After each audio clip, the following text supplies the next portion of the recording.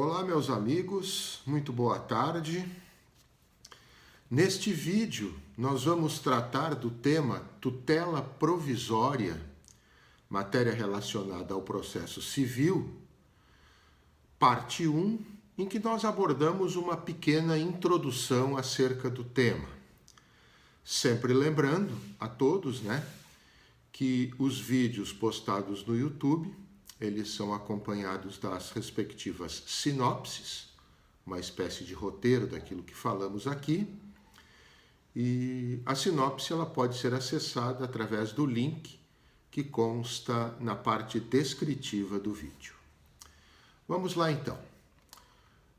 Tutela provisória, parte introdutória então do tema tutela provisória. Inicialmente eu falo sobre uma noção um pouco mais ampla, mais geral, acerca do que seja a tutela jurisdicional. Então, quando há um conflito de interesses, as partes envolvidas neste conflito, elas vão poder se socorrer do Estado para solucioná-lo, quando elas próprias, por alguma forma de autocomposição, elas não têm condição de alcançar essa solução. Então, elas podem se dirigir ao Estado julgador, pedindo uma espécie de socorro ao Estado julgador para solucionar o conflito de interesses no qual elas estão envolvidas. E quando uma das partes, então, se dirige ao Estado julgador com o objetivo de pedir este socorro para a solução do conflito, a isso nós chamamos direito de ação. O direito de ação é o direito que qualquer pessoa tem, diante de uma situação conflitiva, de se dirigir ao Estado julgador e solicitar-lhe uma tutela jurisdicional. Quando o direito de ação ele é exercido corretamente, instaura-se o processo. O processo é o instrumento, pelo qual o Estado julgador, então, irá solucionar o conflito de interesses. É aquele caderno que vai se formando com as postulações das partes, com as provas que vão sendo arregimentadas, até que num determinado momento, então, o Estado julgador vai emitir uma decisão solucionando, pondo fim àquele conflito de interesses. Então, a solução do conflito de interesses que se dá através de uma decisão do Estado julgador, a isso nós damos o nome de tutela jurisdicional. Pois bem, o normal é que a tutela jurisdicional ela seja sempre dada ao final do processo. Então, o Estado, ele primeiro recebe as postulações das partes envolvidas neste conflito de interesses, autor e réu da ação, é o que nós chamamos de fase postulatória, quando envolve exatamente a ação e depois a contestação. Depois disso, o Estado, então, o processo, melhor dizendo, ingressa na fase probatória, na fase instrutória, colhem-se as provas que foram apresentadas ou requeridas pelas partes, e só depois disso, então, nós entramos na fase decisória, que é quando o Estado julgador, então, irá prestar a tutela jurisdicional. Isso é o normal. Mas existem algumas situações em que a tutela jurisdicional buscada, ela pode ser dada antes deste momento lá no final. Ela pode ser dada em momento anterior ao momento da decisão que vai ser proferida somente após a fase instrutória. Então, há essas situações, que a parte solicita de alguma maneira uma espécie de antecipação daquela tutela, é o que nós chamamos de tutela provisória. A tutela provisória, então, ela nada mais é do que um pedido de concessão de uma tutela jurisdicional antes do momento em que naturalmente ela seria ou será concedida lá ao final, mais ao término do processo. Então, a tutela provisória é uma espécie de busca por uma antecipação, digamos assim, deste provimento jurisdicional ou de algo que assegure a sua efetividade futura. A tutela provisória, ela pode ter dois fundamentos, um entre dois fundamentos: a urgência ou a evidência. Então, nós temos, por conta dessa diversidade de fundamentos, o gênero tutela provisória dividido em duas espécies: a tutela de urgência e a tutela de evidência. Isso está previsto no artigo 294 do Código de Processo Civil, né? O gênero tutela provisória ser dividido em tutela de urgência e tutela de evidência. Quais são as características gerais da tutela provisória? Os aspectos característicos que vão englobar, em linhas gerais, a tutela provisória enquanto gênero desta antecipação de tutela jurisdicional. A primeira característica importante a ser reportada é que a cognição da matéria ainda é uma cognição, né? O conhecimento que o juiz tem da matéria. Quando a gente fala cognição, estamos falando do conhecimento que o juiz tem acerca da matéria. Então, a cognição da matéria ainda é bem superficial, algo raso, né? Ainda não tem um conhecimento completo, um conhecimento pleno, um conhecimento exauriente de todas as circunstâncias que envolvem o conflito. O fundamento básico, então, da tutela provisória, considerando-se que a cognição ela é realmente algo ainda muito incipiente, o fundamento básico é a verossimilhança, normalmente ligada à questão da urgência, ou a evidência, ligada à tutela de evidência, da alegação de quem a solicita. Então, quem pede uma tutela de urgência tem que, pelo menos, demonstrar a verossimilhança, a plausibilidade do direito invocado nas circunstâncias mencionadas. E quem pleiteia a tutela de evidência tem que evidenciar, que é mais do que verossimilhança, é algo quase certo, né, da alegação relacionada àquilo que diz estar evidente como fundamento do seu pedido de tutela provisória. Então, a cognição ela é superficial, baseada em verossimilhança, no caso de tutela de urgência. Verossimilhança nada mais é do que a plausibilidade do direito, ou em evidência, no caso da tutela de evidência. Um outro aspecto característico importante é que a tutela de urgência, ela tem caráter apenas, a tutela provisória, ela tem caráter apenas provisório. Ela pode ser revista, mesmo que o juiz, então, emita essa decisão provisória favorável a quem pede, ela pode, essa decisão provisória, ser revista a qualquer momento ou também revertida quando for dada a decisão definitiva. Então, se mudam as circunstâncias, se as provas que são produzidas na sequência demonstram que não era bem aquilo que foi dito por quem pediu a tutela provisória em momento anterior, o juiz pode rever essa tutela provisória concedida a qualquer momento, revogando ela, ou ela pode ser também revertida na própria decisão definitiva, quando o juiz, então, julga o mérito da causa em caráter definitivo.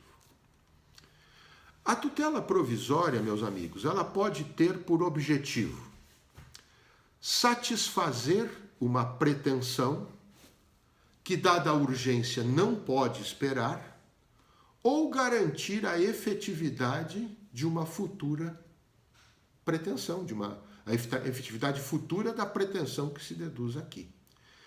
Então, essa é a segunda hipótese no caso de acolhimento da pretensão futura quando da tutela definitiva. Essas duas hipóteses, né, a satisfação de uma pretensão que, dada a urgência, não pode esperar, ou a garantia de efetividade futura de uma pretensão, no caso de acolhimento dela lá na decisão definitiva, são fundamentalmente ligadas à ideia de tutela de urgência. A tutela de urgência, neste caso, ela acaba diminuindo os riscos relativos à efetividade do provimento jurisdicional, né? Considerando-se, meus amigos, sobretudo, que a prestação da tutela jurisdicional definitiva às vezes pode demorar, às vezes pode levar até anos, dependendo do grau de complexidade da causa. Então, para que se satisfaça uma pretensão que imediatamente já não tem como esperar, é urgente, é absolutamente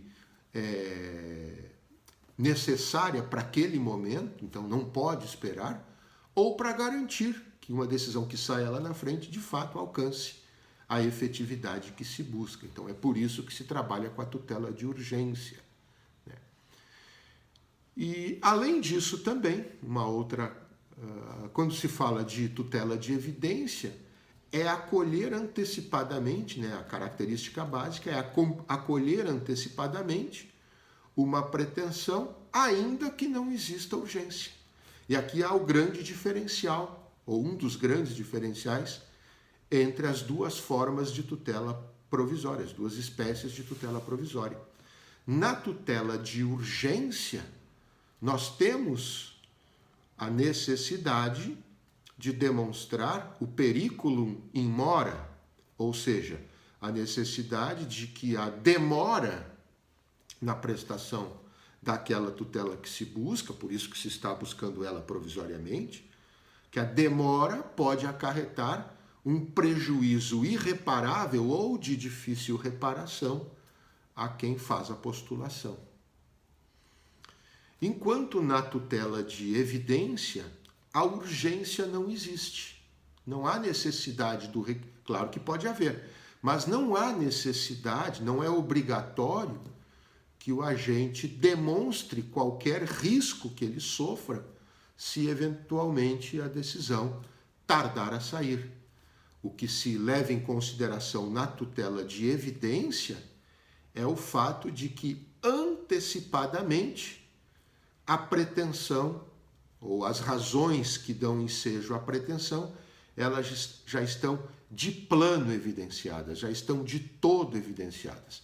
Depois, um pouco à frente, só para a gente se programar, nós vamos dar uma olhada no artigo 311 do CPC e ali nós vamos encontrar, então, as hipóteses que dão ensejo à tutela de evidência. Falo um pouco agora, então, mais especificamente, dentre as espécies de tutela provisória, da tutela de urgência. A tutela de urgência, eu sempre gosto de, primeiramente, fazer a classificação sob o ponto de vista de dois critérios e depois fazer um cruzamento entre eles para nós entendermos cada qual das situações. Isso aqui neste primeiro vídeo, que é apenas uma noção básica daquilo que são ambas as tutelas e que nós vamos depois trabalhar de forma mais aprofundada nos vídeos seguintes, né? Então, a tutela de urgência, uma primeira classificação, quanto à natureza da tutela, ela pode ser antecipada ou cautelar. A tutela de urgência antecipada é aquela que tem caráter ou natureza satisfativa, quer dizer, que tem o propósito de satisfazer de plano aquela pretensão que somente seria alcançada lá na frente com a tutela definitiva. Então, quando nós falamos em natureza antecipada de uma tutela de urgência no caso, estamos falando da natureza satisfativa. O que o agente tem a pretensão, o que o autor tem a pretensão é de ver satisfeita de imediato aquela pretensão que não fosse a tutela de urgência, ele teria que aguardar para ser satisfeita lá no final, lá na decisão definitiva. E a natureza cautelar, a outra natureza da tutela de urgência, pode ser uma ou pode ser outra, né?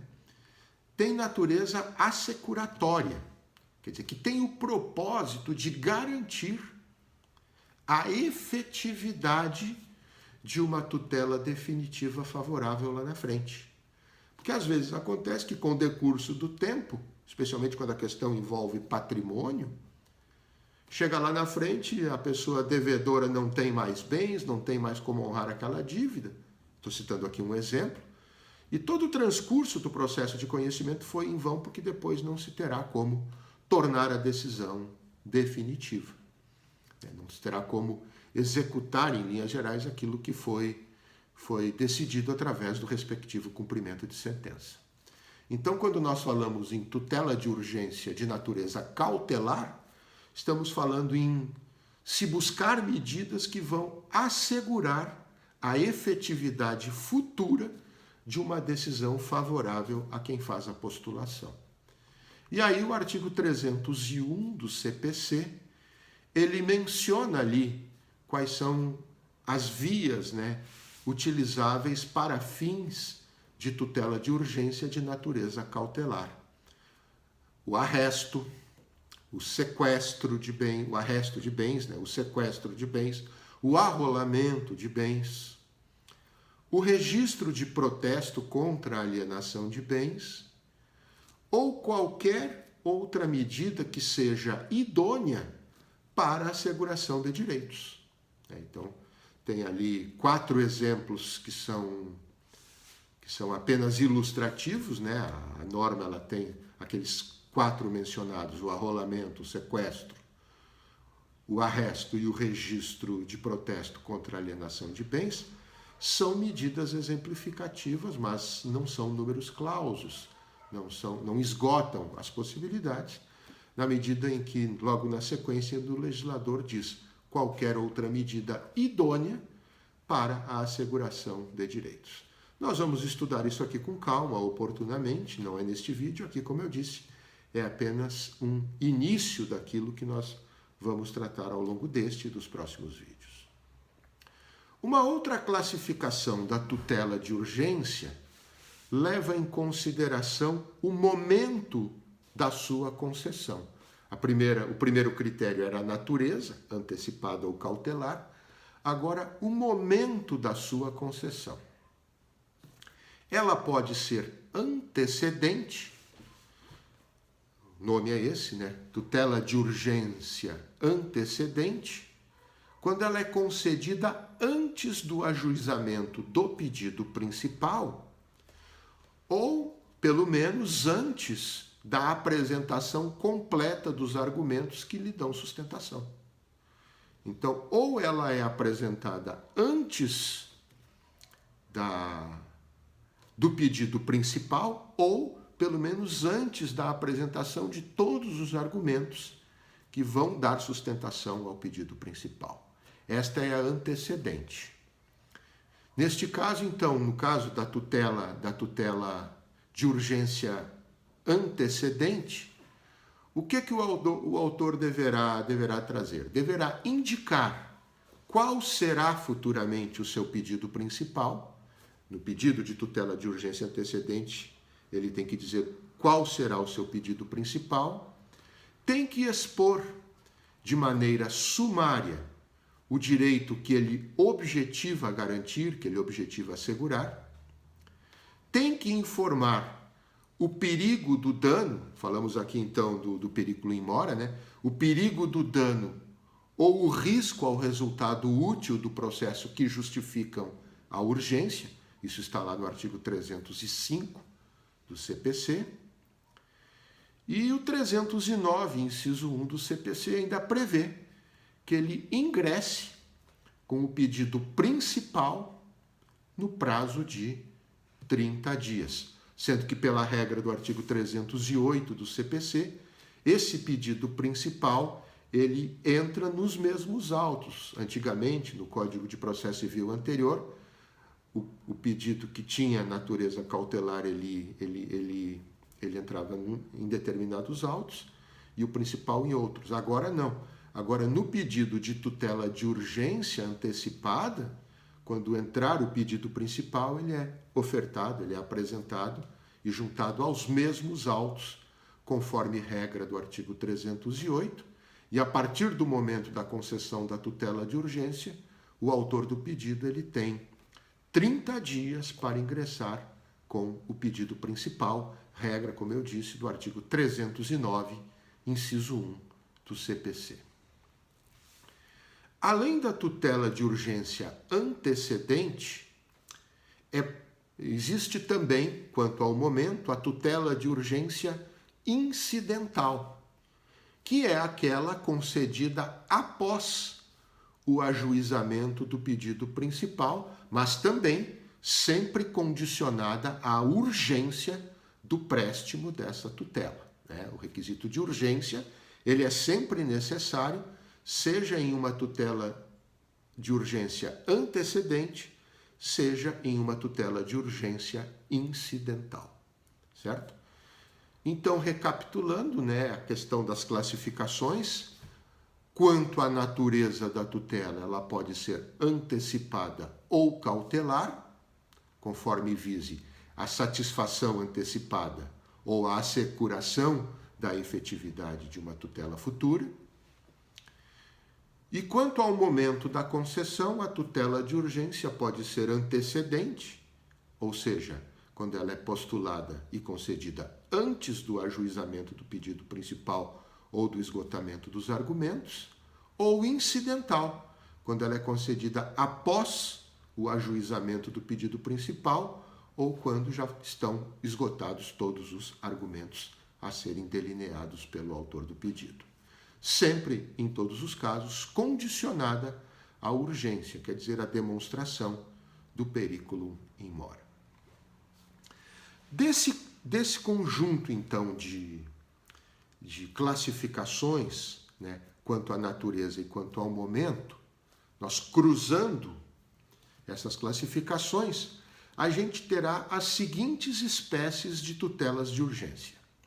Primeiro, a tutela de urgência antecipada antecedente, que é concedida com propósito satisfativo, porque é antecipada, então tem um propósito de satisfação antecipada daquilo que seria a decisão definitiva, então concedida com propósito satisfativo, antes de apresentado o pedido principal.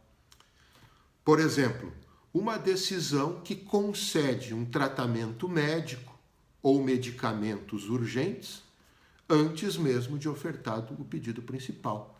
A parte vai lá, entra com ação cominatória contra o Estado para conceder um tratamento médico ou medicamentos urgentes, e antes mesmo de apresentado o pedido principal, o juiz concede lá essa tutela de urgência, que neste caso ela é antecipada porque é satisfativa e antecedente porque é antes do pedido principal.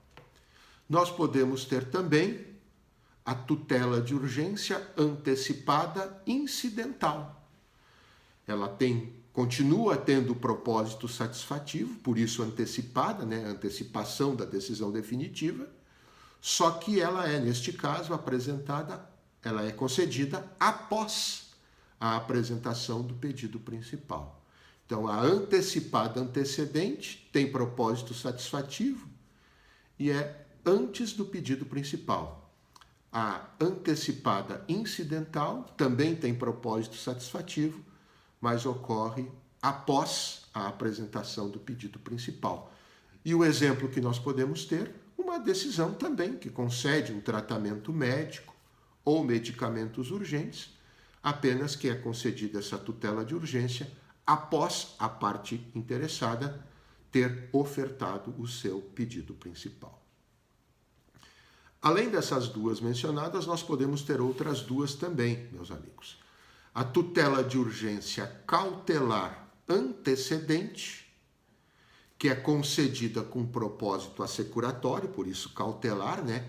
Ela visa garantir a efetividade de uma futura decisão definitiva favorável, e antecedente porque é antes da apresentação do pedido principal.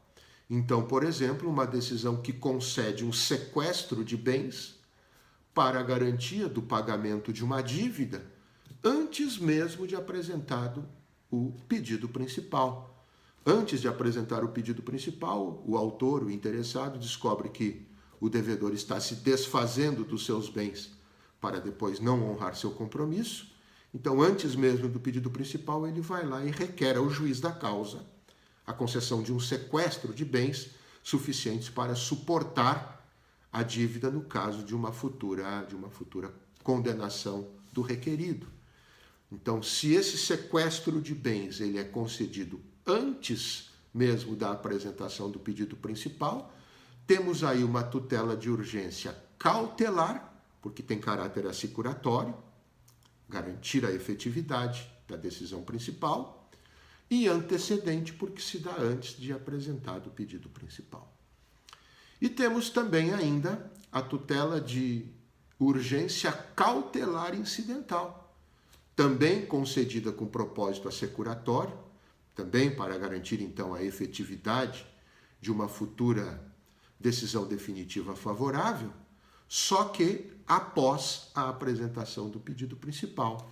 E o exemplo é mais ou menos na mesma linha do anterior, só que o momento é outro. Uma decisão que concede o sequestro de bens para a garantia do pagamento de uma dívida, que já está sendo postulada, quando após apresentado o pedido principal. Então, na tutela de urgência, nós vamos ter, recapitulando, as seguintes espécies: antecipada antecedente, antecipada incidental, cautelar antecedente e cautelar incidental. Com relação à tutela de evidência, aquela que não é pautada pelo caráter da urgência, pelo periculum in mora, mas aquela que é pautada pela evidência estritamente, ou seja, pelas circunstâncias que demonstrem que o direito buscado é um direito absolutamente ou quase certo, absolutamente evidente, que tem quase um grau de certeza, se aproxima muito de um grau de certeza. Então, a tutela de evidência, que não tem por base a urgência, mas sim essa aproximação do grau de certeza do direito invocado, ela pode ser concedida nas hipóteses do artigo 311 do Código de Processo Civil. Inciso 1. Abuso de direito ou manifesto propósito protelatório da parte.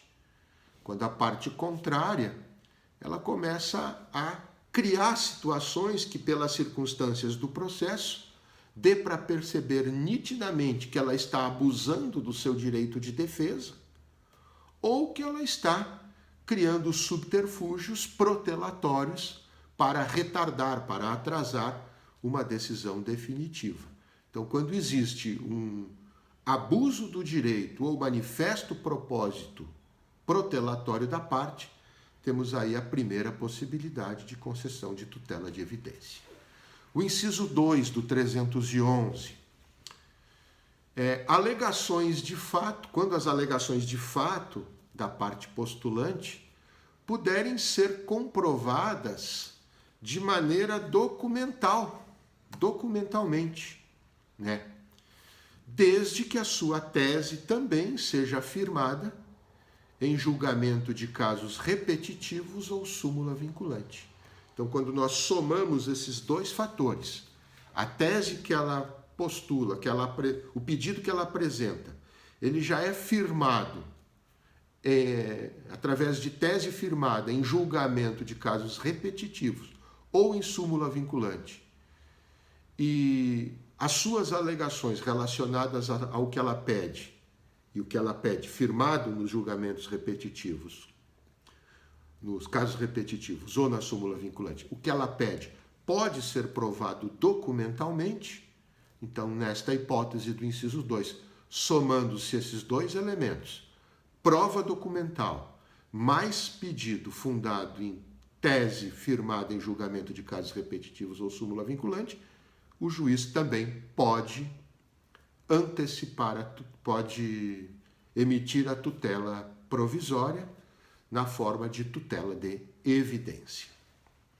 Inciso 3 do artigo 311, em caso de pedido rei persecutório, somado à prova documental do contrato de depósito, então vai ser determinada a entrega do objeto custodiado sob pena de multa.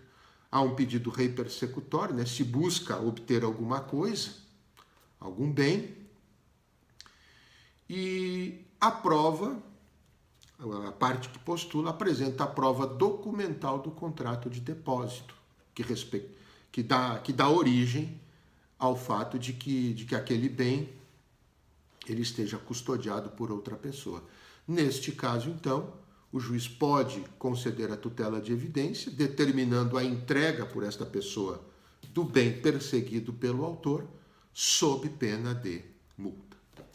E o inciso 4, né, o último inciso do artigo 311, a apresentação também é caso de tutela de evidência, a apresentação junto à petição inicial de prova documental dos fatos constitutivos do direito do autor, a que o réu não oponha prova capaz de gerar dúvida suficiente.